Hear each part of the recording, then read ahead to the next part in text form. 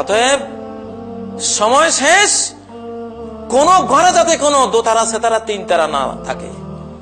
আল্লাহ গানের দুশ্মন। ইন্নাল্লাহ হাররামা আলা উম্মতি আল খামরা ওয়াল মাইসির ওয়াল কুবাতা ওয়াল কিদনিন ওয়াল গুবায়রা ওয়া কুল্লু মুসকিরিন হারাম। আমার উম্মতের জন্য আল্লাহ তাআলা হারাম করে দিয়েছেন মদ, জুয়া, ঢোল তবলা, বাঁশি, মদ, মাদকতা সব হারাম করেছেন। শিল্পীতে দেশ ভরে গেছে, এসব গান শিখি।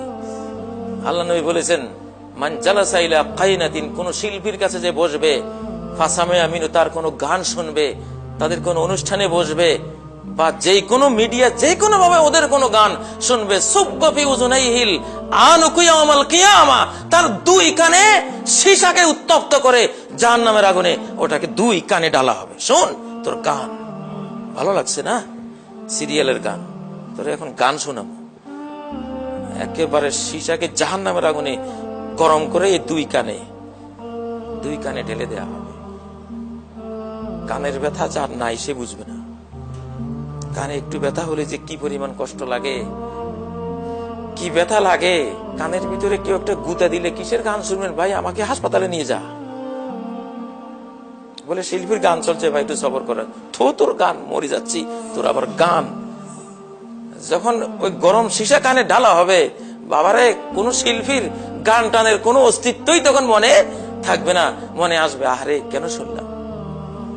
আল্লাহ তাআলার কাছে আপনারা গান বাদ্য বাজা থেকে তওবা করুন।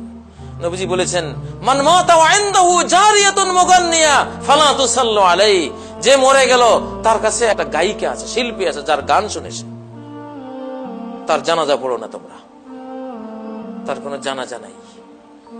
এক লোক রাত্রে গান বাজনা করতেছে, নবীজি শুনে বললেন, লা সালাতা লাহু লা সালাতা লাহু লা সালাতা লাহু, এই লোকের জানাজা নাই, এই লোকের জানাজা নাই, এই লোকের জানাজা নাই। আমাদের সঙ্গীত হলো আমাদের কোরআন।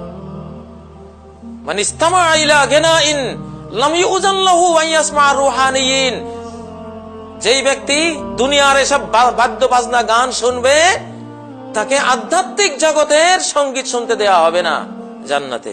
সাহাবীরা বললেন, আমার রুহানিয়ুন ইয়া রাসূলুল্লাহ, সেই মরমী সঙ্গীত কারা, সঙ্গীতজ্ঞ কারা?